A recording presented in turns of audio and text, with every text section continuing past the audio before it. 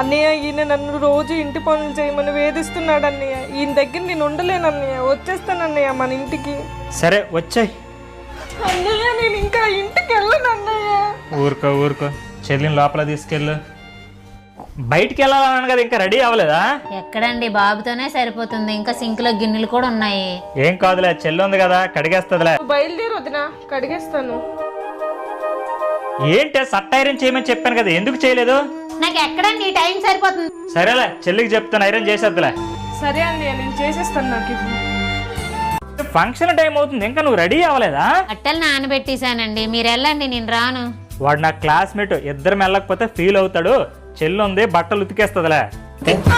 మీ ఇంట్లో ఉండి మీ పనులు చేసే కన్నా మా ఇంట్లో నేను పనులు చేసుకుంటే మా ఆయన నన్ను మహారాణిలా చూసుకుంటాడు. వస్తాను. కాదు రాను. What a vision, what a thought. పిచ్చోలు అయిపోయారు మా టీం అంతా.